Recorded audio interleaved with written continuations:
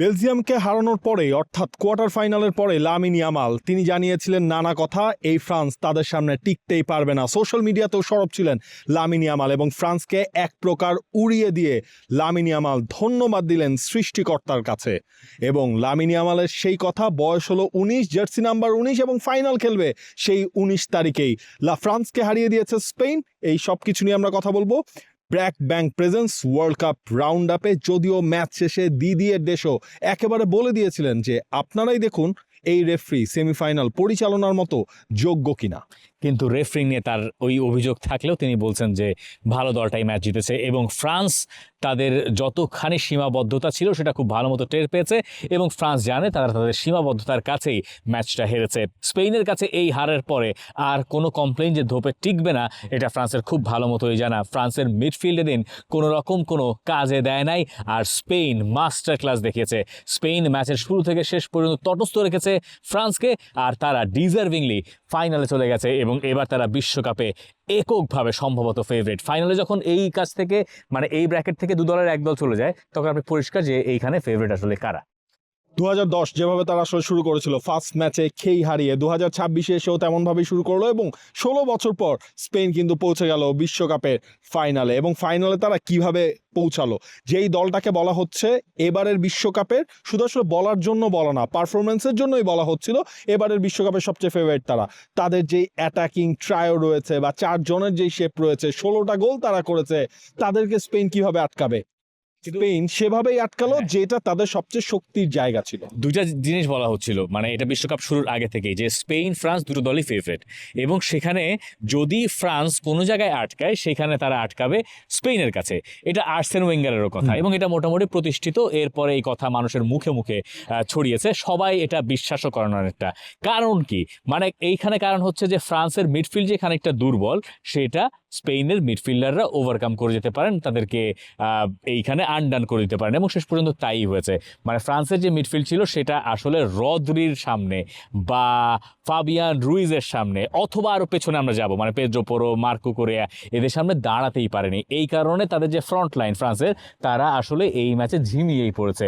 কারণ আপনার খেলাটা ডিকটেট করেছেন রদ্রিও এর আগে দ্য গার্ডিয়ানের একটা ইন্টারভিউ দিয়েছিলেন, যে ইন্টারভিউতে তিনি বলছেন ফ্রান্সের দলটা খুব ভালো, ফ্রান্স বিশ্বকাপ জিততে পারে, কিন্তু আমরা জানি আমরা ফ্রান্সকে হারাতে পারবো। এই কথাগুলো স্পেন যে আসলে শুধুমাত্র বলার জন্য বলে নাই, বিশ্বাস থেকে বলে নাই, তারা যে জানতো যে কি করে ফ্রান্সকে আটকাতে হবে সেটা আপনি সবার কথা শুনলে একটু একটু বুঝতে পারবেন। মানে লামিন ইয়ামালের ওই কথাবার্তাগুলো বা তার যে সোশ্যাল মিডিয়া অ্যাক্টিভিটিসগুলো, এটা যে অতি আত্মবিশ্বাস না, এটা যে তাদের ভেতরে থাকা বিশ্বাস নিজেদের অবস্থানের প্রতি, ফ্রান্স কেমন সেটা না, নিজের সামর্থ্যের প্রতি নিজেদের যে গাঢ় বিশ্বাস, এইটাই আসলে স্পেনকে ফাইনালে তুলে দিয়েছে। আমরা অনেক সময় বলি যে স্পেনের এই ফুটবল কি আসলে আরেকটু ডিরেক্ট হওয়া যায় কিনা, এই সেই হাবি যাবে, সেগুলো হয়তো ছোট দলগুলোর সঙ্গে স্ট্রাগল করে, কিন্তু ফ্রান্সের মতো দলের সঙ্গে তরতর করে মানে একদম এত ইজে যে স্পেন এই ম্যাচটা উঠতে যাবে এটা হয়তো অনেক সময় কল্পনা করা যায় নাই, কিন্তু ফ্রান্স আসলে দাঁড়াতেই পারে নাই। দেখেন এই জায়গাটায় বলা হয় কি যে ঘড়ি কোন দিকে ঘুরবে এটাও তো ফিক্স, মানে ক্লক ওয়ার্ক যেটাকে বলা হয়, একেবারে পুরোপুরি পারফেক্ট। স্পেনের এই খেলা দেখলে আপনি বলবেন হচ্ছে ক্লক ওয়ার্কের সেই অ্যাক্টিভিটিসেই আপনি দেখলেন। সেখানে কি হয় যে আপনি জানেন এ ওকে পাস দিচ্ছে, ও জানে আমি এই মুভমেন্টে বল পাচ্ছে এবং সেখান থেকে তার ডিস্ট্রিবিউশন চ্যানেলগুলো ওপেন হয়ে যায়। একেবারে কমপ্লিট এই সেট আপেই স্পেন টিমটাকে খেলতে দেখলাম। দেখেন স্পেন যখন আলটিমেটলি ম্যাচটায় লিড নিল, কখনো তারা কিন্তু একবারও ভাবে নাই যে আমরা হচ্ছে ডিপ সিট ব্যাক আমরা করব, আমরা হচ্ছে একটু ডিফেন্সিভ খেলবো, তার কোনো কিছুই কিন্তু হয়নি। স্পেনকে যেই মানে ঘরনার ফুটবল আমরা এবারের পুরো ওয়ার্ল্ড কাপ জুড়ে খেলতে দেখেছি, সেই কাজটাই কিন্তু তারা ফুল 90 মিনিটস করলো এবং এতেই কিন্তু ফ্রান্স ওই জায়গায় পরাস্ত না। আপনি কখন এটা ভাবতে পেরেছেন ম্যাচের 70-75 মিনিটস পর্যন্ত এই ফ্রান্সের এই অ্যাটাকিং টিমের কোনো অন টার্গেটে শট থাকবে না? কিছুই নাই। এখন এইটা ভাবনাটা বেশ কঠিন ছিল, এটা ম্যাচের আগে ভাবলে আপনি বিরাট বড় জ্যোতিষী, কিন্তু ম্যাচটা যেভাবে আমাদের সামনে খুলেছে তাতে ব্যাপারগুলো বোঝা যাচ্ছিল যে ফ্রান্সের আত্মবিশ্বাস কি করে কমছে। ম্যাচের শুরুতে যখন ফ্রান্স একটা পেনাল্টি কনসিড করলো, লুকাস দিনিয়ে তার ক্যারিয়ারের সবচেয়ে বড় ম্যাচটা খেলতে নেমেছিলেন। লুকাস দিনিয়েকে দিদিয়ের দেশও এর আগেও দলে নিয়েছেন 2016 ইউরোতে বা 2014 বিশ্বকাপ, সেই সময়গুলোতে। এই বিশ্বকাপে তিনি তাকে আবার দলে রাখলেন, গত ইউরোতে তিনি দলে ছিলেন। দিনিয়ে জানতেন যে তার জন্য এটা হতে যাচ্ছে সবচেয়ে বড় পরীক্ষা এবং সেই পরীক্ষায় তার প্রতিপক্ষ হচ্ছেন লামিন ইয়ামাল। এইখানে ফ্রান্স যেখানে ধরাটা খেলো হচ্ছে এই লুকাস দিনিয়ে এই বলটা একটা নামাতে চাইলেন, তিনি প্রথমে মাথা দিয়ে নামাতে চাইলেন। এই ধরনের জায়গায় মাথা দিয়ে যে বল নামানো যায় না, এটা তার জানার কথা, অজানা নয়। এটা তাকে রাতে আজ ঘুমাতে দেওয়ার কোনো কারণ দেখি না। তিনি দুঃস্বপ্নেও এটাই দেখবেন এবং এটা দেখেই তার ঘুমটা ভাঙবে। ওই জায়গাতে তিনি যে কিক করে বসলেন, বলটা নামার কথা, বলে তিনি কিক করবেন, বলেই তার কিক করার টার্গেট ছিল, ইন্টেনশন ছিল, কিন্তু লামিন ইয়ামাল অগত্যা চলে এসেছেন, পরে কিকটা গিয়ে তার গায়ে লাগলো, একদম পরিষ্কার পেনাল্টি কিক। এই যে একটা ভুল, এটা একদম নিছক ভুল মনে হতে পারে, কিন্তু এটা যে কত মারাত্মক ভুল এটা আসলে সবাই জানে। ফ্রান্সের এটা বিশ্বাস হওয়ার কোনো কারণ নাই যে এখান থেকে তারা পেনাল্টি কনসিড করবে, এটা অবিশ্বাস লাগার মতো। একেবারে নিছক একটা ভুলে এই পেনাল্টিটা তারা কনসিড করলো এবং ওই জায়গা থেকে আত্মবিশ্বাস ফ্রান্সের কমতে থাকলো। ওইখান থেকে যখন পেনাল্টি থেকে একবার স্পেন এগিয়ে গেল, ওয়ারথাবাল গোল করলেন, এরপরে যখন মিডফিল্ড ডমিনেশন শুরু হলো স্পেনের, তখন ফ্রান্সের সামনে আর কোনো জবাব নাই। এবং জবাব না থাকা অবস্থায় তারা যখন উইলিয়াম সালিবাকে হারালো, ওই জায়গায় আসলে ডিসাইড হয়ে গেল এই ম্যাচে ফ্রান্সের আসলে পেরে ওঠার সামর্থ্য হওয়ার কথা নয়। দেখেন, উইলিয়াম সালিবাকে হারানোটা ছিল একটা বড় ধাক্কা, কারণ এমনিতেই হচ্ছে স্পেন তখন মিডফিল্ডটা কন্ট্রোল করছিল, তারা ওই লাইন ব্রেকিং পাসগুলো তারা ক্রিয়েট করতে পারছিল। এবং এরপর যদি আপনি দেখেন এই জায়গায় আজকের ম্যাচে আমরা কি দেখলাম, যে মানু কোনোকে প্রথমে বসানো হলো, বসিয়ে হচ্ছে শোয়ামেনিকে খেলানো হলো, কিন্তু আদ্রিয়ান রাবিও মনে হয় তার মানে ফ্রান্স ক্যারিয়ারেরই অন্যতম বাজে একটা দিন আজকে তিনি পার করলেন। প্রথমে ইয়েলো কার্ড দেখলেন এবং ওই ম্যাচের এই ফার্স্ট হাফের মধ্যেই আপনি আদ্রিয়ান রাবিওর কাছ থেকে 5টা মিস পাস কনফার্ম দেখে ফেলেছেন। এর ফলে কি হয়েছে, যেটা প্রেডিক্ট করা হচ্ছিল যে দিদিয়ের দেশও মনে হয় তাকে সেকেন্ড হাফে চেঞ্জ করে ফেলবেন, সেই কাজটাই কিন্তু তিনি করলেন। যেখানে মিডফিল্ডে আমরা প্রিভিউতেও বলছিলাম অ্যাটাকের দিক থেকে ফ্রান্সে গিয়ে, ডিফেন্সের দিক থেকে স্পেনে গিয়ে, কিন্তু মিডফিল্ডের দিক থেকে স্লাইটলি স্পেনের অ্যাডভান্টেজ পাওয়ার একটা কথা আছে। যখন রাবিওর কাছ থেকে এরকম একটা মানে আনএক্সপেক্টেড ওভারঅল পারফরমেন্স আসে, তখন সেটা দিন শেষে ওই ডিফারেন্সটাই ক্রিয়েট করে দেয়, যেই ডিফারেন্সটা ক্রিয়েট করে স্পেন পৌঁছে গেল বিশ্বকাপের ফাইনালে। এখন এই ডিফারেন্সটা তো এমনি এমনি ক্রিয়েট হয় নাই। মানে আদ্রিয়ান রাবিও কেন খারাপ করলেন, কারণ তিনি এখন মিডফিল্ডে তার প্রতিপক্ষ ছিল ফাবিয়ান রুইজ আর অন্য পাশে রদ্রি। এখন রদ্রি একটা মাস্টার ক্লাস খেলা দিয়েছেন। এই রদ্রি সেই পুরনো রদ্রির কথা মনে করিয়ে দিয়েছেন। এই বিশ্বকাপে প্রতি ম্যাচে রদ্রি আস্তে আস্তে আস্তে আস্তে করে উন্নতি করছেন এবং রদ্রি আজকে দেখিয়েছেন যে কেন তিনি ওয়ার্ল্ডের মানে সেরিও বুস্কেটসের পরে কেন তিনি হচ্ছে তারই উত্তরসূরি।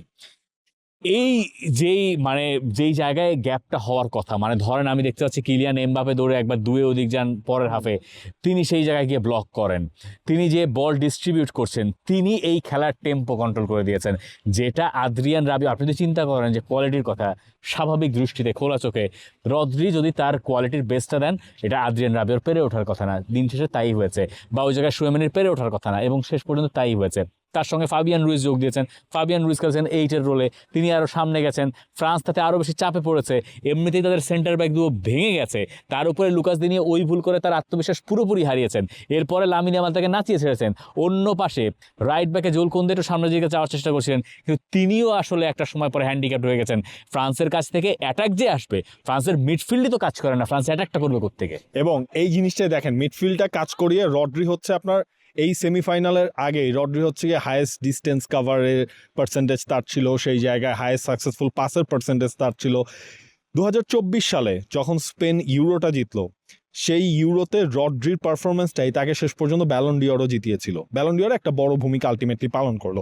সেই রদ্রি যখন আপনার ইনজুরিতে পড়ে যায়, সিটির হয়ে তার রেগুলার খেলা হয় না, তারপর এই স্পেনের এই মিডফিল্ডে রদ্রি আলটিমেটলি সুযোগ পাবেন কিনা এটা নিয়েও কিন্তু কোয়েশ্চেন ছিল। গত সিজন তো তার খুব একটা ভালো যায় নাই।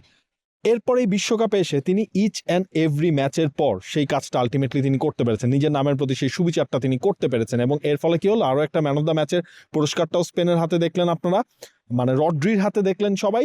এবং দিন শেষে হচ্ছে রদ্রি ওই মিডফিল্ডের টেম্পোটা কন্ট্রোল একদম কমপ্লিটলি করেছে, এবং ফ্রান্স এই কারণেই আপনি ওই দেমবেলে বা হচ্ছে যে আপনার কিলিয়ান এমবাপ্পে কেউ ওইভাবে বলের সাপ্লাইটাই তাদের মিডফিল্ড থেকে তাদের কাছে পৌঁছাচ্ছিল না। বলে সাপ্লাই আবার যখন গেছে তখন হাজির হয়ে গেছেন মিস্টার মার্ক কুকুরেয়া। মানে মার্ক কুকুরেয়াও সেই 2024-এর ইউরোর পারফরমেন্সের কথা মনে করে দিয়েছেন। কখনো উইংয়ে, কখনো বক্সের ভেতরে ডিফেন্ডিং কাহাকে বলে এবং একই সঙ্গে বলের সাপ্লাই, সব কিছু মিলে লেফট ব্যাকের মাস্টার ক্লাস একটা পারফরমেন্স। রদ্রি যদি এই টিমের সেরা পারফর্মার হন, তাহলে ওই স্পেন নিশ্চয়ই মেসির সঙ্গে দেখা করতে চাইবে বা চাইবে না, হু নোজ। যাই হোক, যা দাঁড়িয়েছে এরপরে, মানে মার্ক কুকুরেয়া সুপারব ছিলেন। অন্য পাশে পেদ্রো পোরো, পেদ্রো পোরো রাইট ব্যাক, তার বিশ্বকাপে 2টা গোল, একটা গোল করেছেন এবং পেদ্রো পোরো এখন তো সেটেল হয়েই গেছেন ওই রাইট ব্যাকের back পজিশনে। কুবার্সি আর হচ্ছে একই সঙ্গে আইমারিক লাপোর্ট, এই দুজন মিলে কিলিয়ান এমবাপ্পেকে বোতলবন্দি করেছেন। যখন একবার অলিজে পেছনের দিকে যান, অলিজেকে মনে হয়েছে বড্ড হতাশ, অলিজে বল পায়ে নিয়ে কারিকুরি করতে যাবেন, তার আগেই তার দুয়ার বন্ধ হয়ে যাচ্ছে রদ্রির কারণে, অথবা ফ্রান্সের এগেনস্টে মানে স্প্যানিশ ডিফেন্ডার আরও সামনে গিয়ে ডিফেন্ড করছে, সেই জায়গায় তাদের সাহায্য হচ্ছে। যখন ম্যাচটা একবার সেকেন্ড হাফে গেল, সেই সময় গিয়ে একেবারে পারফেক্ট টাইমিংয়ে সেকেন্ড গোলটাও আদায় করে নিয়েছে স্পেন। সেটা কি করে? সেখানে একটা ভুল হলো উপামেকানোর, এবং যেখান থেকে দানি ওলমো চেয়েছিলেন আসলে বলটা তাকে দিয়ে খেলাতে, লামিন ইয়ামাল উইডথ মেনটেন করে, লামিন ইয়ামাল তখন কাট ইনসাইড করে ভেতরের দিকে যান নাই, এবং ওই পাশ থেকে পেদ্রো পোরো ঢুকে পড়লেন। আপনার ফুল ব্যাক যখন ঢুকে পড়েন হাফ স্পেস ধরে, তখন আপনি বুঝবেন যে ভাই এই দলের শক্তি আসলে কত জায়গায় আছে। এবং সেই শক্তিতে আসলে শেষ পর্যন্ত ফ্রান্স নিজেরা ঘায়েল হলো। এবং আপনি খেয়াল করে দেখেন ফ্রান্স যে সুযোগটা আসলে ম্যাচের বেস্ট চান্স কখন ক্রিয়েট করলো, আফটার 70 মিনিটস, যখন বারকোলার জায়গায় দেশির দুয়ে নামলেন এই ম্যাচটায়। কিন্তু যেদিন আসলে কিছু হয় না, তখন আপনি দুয়ের কাছ থেকেও এরকম মিস দেখবেন। সেখানে তিনি এত সময় নিয়ে নিলেন, উনাই সিমন সময় মানে টাইমলি ওটাকে প্রেডিক্ট করে পেনাল্টি এরিয়া থেকে বের হলেন, বের হয়ে এসে তিনি সেটাকে ক্লিয়ার করলেন। বাট সেই সেকেন্ড বলটা চলে আসলো দুয়ের কাছে, দুয়ে আসার পর দুয়ে যে অ্যাটেম্পটা করলো সেটাও আসলে যাচ্ছে তাই একটা হিসেবেই শেষ পর্যন্ত হয়ে রইলো ফ্রান্সের জন্য। তবে উনাই সিমনকে ক্রেডিট দিতে চাই। ডেফিনেটলি উনাই সিমন যেভাবে ওয়ার্ল্ড কাপটা খেলছেন, এবং আজকের ম্যাচও তিনি যেই ওই সিচুয়েশনটার কথাই চিন্তা করেন, সেটা আসলে ক্রেডিট তাকে দিতেই হবে। উনাই সিমন এইখানে মানে এই বিশ্বকাপে শুধুমাত্র যদি আমরা ইউনিটের কথা বলি, সেই ইউনিটের ডিফেন্সিভ ইউনিটে উনাই সিমন খুবই ইম্পর্ট্যান্ট পার্ট। উনাই সিমন এবং তার সঙ্গের যে 4 জন, লামিন ইয়ামাল আরও একবার ওই জায়গায় ভালো করেছেন। পরে যারা নেমেছেন, পরে অনেক পরে গিয়ে ফেরান তোরেস, পেদ্রি, যারা নিকো উইলিয়ামস ছিল, তারা সবাই শুধুমাত্র ম্যাচটাকে সি অফ করেছেন। কিন্তু এই ম্যাচে ফ্রান্স যে আসলে ভয়ের কারণ হতে পারে, স্পেন সেটা মনে করতে এক মুহূর্তের জন্যও দেয়নি, এবং শেষ পর্যন্ত ওই সেমিফাইনালে ডিজার্ভিংলি স্পেন জিতেছে, এবং জিতে তারা বিশ্বকাপের ফাইনালে বিশ্বকাপ থেকে বিদায় হয়ে গেল দিদিয়ের দেশর। যদিও আরও একটা ম্যাচ তিনি পাচ্ছেন, কিন্তু বিশ্বকাপের যে আমেজ সেখান থেকে তার বিদায় নিশ্চিত হয়ে গেছে। আরেকটা বিশ্বকাপ, এবং সেই বিশ্বকাপের ফাইনালে তার দলকে নিয়ে যাওয়া হচ্ছে না, তবে তার রেকর্ড মানে চোখ ধাঁধানো। তার কপাল অবশ্য মন্দ, যেদিন তার রেকর্ড একটা হলো সেদিন তার বিশ্বকাপ থেকে বিদায়ও হলো। ফুটবলার হিসেবে বিশ্বকাপ জিতেছিলেন, কোচ হিসেবেও বিশ্বকাপ জিতলেন, 2014 কোয়ার্টার ফাইনাল, 2018 চ্যাম্পিয়ন করা, 2022 রানার্স আপ করা। এটা মনে হয় মানে দিদিয়ের দেশর আন্ডারে ফ্রান্সের এই টিমটা যে নাম্বার 1 ফেভারিট ছিল তারা, সেটার জন্য একটা বড় মানে র্যাঙ্কিং এর হিসাব করলে তো তারা আসলে সেই জায়গায়ও সেই পজিশনটা তাদেরই ছিল। তো ওই হিসাব করলে আপনার ওটা একটা বড় আঘাত। মানে আলটিমেটলি দেলা ফুয়েন্তের কাছে আউটক্লাস হয়ে গেছেন আজকে দিদিয়ের দেশও। তিনি হয়তো ভেবেছিলেন হচ্ছে ম্যান টু ম্যান মার্কিং এ যাবেন, কিন্তু ম্যান টু ম্যান মার্কিং এ গেলে স্পেনের সাথে সেটাও যে আপনার হিতে বিপরীত হবে, সেটা হচ্ছে ওই দানি ওলমো, ফাবিয়ান রুইস এবং রড্রি, সেখানে সেটা একদম শুরুতেই আসলে আউটপ্লে করে দিয়েছে এভাবে। স্পেন যে কাজটা করেছে, তারা বল যখনই লুজ করেছে ফ্রান্স যখনই বল পেয়েছে, স্পেন যখন বল লুজ করেছে, তখন গিয়ে তারা খুবই টাইটলি বলটা ছিনিয়ে আনার চেষ্টা করেছে। 2-3 মিলে সেই জায়গায় গিয়ে তারা হামলে পড়েছে, এবং তারা খুবই প্রিসাইজ ছিল। এখান থেকে বল তারা উইনও করতে পেরেছে, তাদের টেকনিক্যাল অ্যাবিলিটির কারণে তারা বল আবার হোল্ডও করতে পেরেছে। তাদের ওই ফাস্ট পাসিংয়ের কাছে সামনে স্পেন যা দেখিয়েছে, তারপরে ফ্রান্স আর দাঁড়াতে পারে নাই। ফ্রান্সের কোয়ালিটির ডিফারেন্সটা আসলে মিডফিল্ডের সেটা ফুটে উঠেছে, এবং এখানে মানে দিদিয়ের দেশকে আপনি বিদায় একভাবে দিতে পারেন, তবে দেলা ফুয়েন্তেকে নিয়েও কথা বলার প্রয়োজন আছে। এই দেলা ফুয়েন্তে স্পেনের এই দলটাকে ইউরো চ্যাম্পিয়ন করেছিলেন। তার আগে দেলা ফুয়েন্তেকে নিয়ে খুব বেশি আলোচনা হতো না। তিনি নেশনস লিগে গতবার হয়তো হেরেছিলেন, কিন্তু তারপরও সেই দেলা ফুয়েন্তে বিশ্বকাপে যখন দলকে নিয়ে এলেন, তখন তিনি তার ওই যে ফিলোসফি, যেটার উপরে ভরসা করে স্পেন গতবার ইউরো জিতেছে, সেটার উপরে ভরসা রেখেছিলেন। শেষ পর্যন্ত দেলা ফুয়েন্তে এমন একটা কৌশল অবলম্বন করলেন যার কোনো জবাব দিদিয়ের দেশের কাছে ছিল না। যে দিদিয়ের দেশও এতদিন ধরে ফ্রান্সকে নিয়ে এইভাবে তরতর করে উঠেছেন। দেখেন, এই দেলা ফুয়েন্তে যখন স্পেনের এজ লেভেলের কোচ ছিলেন, এই টিমের অনেকেই কিন্তু তার আন্ডারে খেলেছে। সুতরাং হচ্ছে তিনি জানতেন ওই ভেতর থেকে ওই জিনিসটা কিভাবে প্লেয়ারদেরকে বের করতে হয়। এবং এই স্পেনের মানে খেলা দেখে দিন শেষে হচ্ছে বলতে স্পেনের ম্যাক্সিমাম ফুটবলার তো ওই লা লিগা একাডেমির বিভিন্ন একাডেমির থেকে উঠে আসা ফুটবলার। ওই স্টাইল অফ প্লেটা আলটিমেটলি দে লা ফুয়েন্তে এই দলটার আইডেন্টিটি হিসেবে ক্রিয়েট করতে পেরেছেন। যখন লাস্ট 2022 বিশ্বকাপটা শেষ হলো, স্পেন বিদায় নিল, এরপরেই তো দে লা ফুয়েন্তে আসলেন, প্রথম নেশনস লিগটা তার জেতা হয়নি, কিন্তু এরপর তার সাকসেসের রেশিওটা খেয়াল করেন। নেশনস লিগে আরও একবার চ্যাম্পিয়ন হওয়া, এরপর ইউরো চ্যাম্পিয়ন হওয়া, এবারের বিশ্বকাপের ফাইনাল খেলা, এইটা হচ্ছে দে লা ফুয়েন্তে যেই জিনিসটা করতে পেরেছেন, যে কন্ট্রোল ফুটবল যেটা তিনি স্পেনকে খেলাতে চান, সেই জিনিসটাই তিনি হচ্ছে তাদের রন্থে রন্থে ঢুকিয়ে দিতে পেরেছেন। এবং সেটা খুব ভালো মতো প্রবেশ করেছে। যেটা সুবিধা হয়েছে সেটা হচ্ছে স্পেন তো তাদের ডিএনএ চেঞ্জ করে নাই, তারা মূলত ওই ডিএনএর ওপরে কাজ করেছে এবং সেটা তাদেরকে একটা বিশ্বকাপের ফাইনালে নিয়ে গেছে 2010-এর পরে। লা ফুরিয়া রোহারা এইবার আরেকটা বিশ্বকাপ জিততে চাইবে। তারা ওই 2008, 2010, 2012-তে যেটা ডমিনেশন দেখিয়েছে সেই মাত্রায় তারা এখন যাচ্ছে। হয়তো সেই রকম নাম নাই, কিন্তু দলগত পারফরমেন্স স্পেনের জন্য এত বেশি গুরুত্বপূর্ণ। এই দলের আলাদা কোনো নায়ক, আপনি অনেকগুলো নায়ক নেই, দেখুন শুধুমাত্র লামিন ইয়ামালকে নিয়ে আপনি কথা বলতে পারছেন না, আপনার কুকুরেয়াকে নিয়ে কথা বলতে হচ্ছে, আপনার কথা বলতে হচ্ছে সেন্টার ব্যাক, মানে পুরো ইউনিট। আপনি ওয়ারথাবালকে নিয়েও কথা বলেন, 5টা গোল হয়ে গেছে, স্পেনের হয়ে সর্বোচ্চ গোল স্কোরার ওয়ার্ল্ড কাপে। এবং আপনার সবাইকে নিয়ে কথা বলতে হবে। এই দলগত পারফরমেন্সটাই আসলে স্পেনের সবচেয়ে বড় শক্তির জায়গা, বাকি দল থেকে যাদেরকে আপনি একদম স্পষ্টত আলাদা করতে পারবেন। এইটাই স্পেনকে আলাদা জায়গা দেয়, এইটাই স্পেনকে আসলে এইবার ফেভারিট করেছে। এখন আমরা অনেক সময় ভাবি, বা আমি বলছিলাম এর আগে, যে এই ধরনের ম্যাচে একজন ইন্ডিভিজুয়াল নায়কের অনেক সময় প্রয়োজন হয়, স্পেনে সেটা প্রয়োজন হয় নাই। এই তত্ত্ব কথা স্পেন ওটাও ভুল প্রমাণিত করেছে। বা মাঠের পারফরমেন্স হিসেব করলে ধরেন ওই ইন্ডিভিজুয়াল নায়কটা আপনার কথার হিসেবেই সেটা হচ্ছে গিয়ে সেখানে রড্রি এই হিসেবে আসলে আবির্ভূত হয়েছে। তিনি যা করেছেন, দিন শেষে একজন মিডফিল্ডার যে কি করতে পারেন একটা ম্যাচের রেজাল্টের ওপর, সেটা হচ্ছে রড্রিকে শুধুমাত্র আপনি যদি দেখেন সেটাও বুঝতে পারবেন। দেখেন 2008 ইউরো স্পেন চ্যাম্পিয়ন হলো, এরপর যে 2010 বিশ্বকাপও জিতলো, 2024 ইউরো চ্যাম্পিয়নও হয়েছে স্পেন, 2026 বিশ্বকাপ জিততেও তাদের ওই একটা ম্যাচ লাগে। এবং আরও একবার প্রথম ম্যাচে তারা ধরা খেয়েই শুরু করেছিল। এখন স্পেনের প্রতিপক্ষ ফাইনালে কে হয় সেটা একটা দেখার বিষয়। সেটা আর্জেন্টিনা নাকি ইংল্যান্ড, সে প্রশ্নের জবাবও জানা হয়ে যাবে। খুব বেশি সময় আপনাকে অপেক্ষা করতে হবে না। আর ফ্রান্স অন্যদিকে নতুন অধ্যায় তারা শুরু করবে। কিলিয়ান এমবাপে, যিনি বিশ্বকাপে এর আগে দুটো খেলেছেন, দুটোতেই ফাইনাল খেলেছেন, এবার তাকে থামতে হচ্ছে এই স্ট্যাট নিয়েই, এই 8 গোল 3 অ্যাসিস্ট, সেখানেই তার বিশ্বকাপটা থামলো। 31 বছর বয়সে নিশ্চয়ই বিশ্বকাপে তার যে ব্যক্তিগত রেকর্ড সেই সংখ্যাটা বাড়িয়ে নিতে চাইবেন, এবং তখন সম্ভবত তার ডাগ আউটে থাকবেন জিনেদিন দ্য লেজেন্ড জিদান। সেটাই এখন বোধহয় সময়ের ব্যাপার।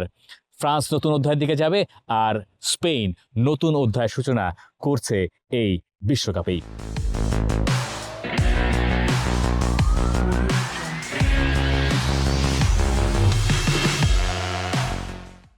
For more updates, subscribe to our YouTube channel and click on the bell icon. Follow us on Facebook and Instagram. Download T-Sports app to enjoy exciting games and highlights. Visit tsports.com.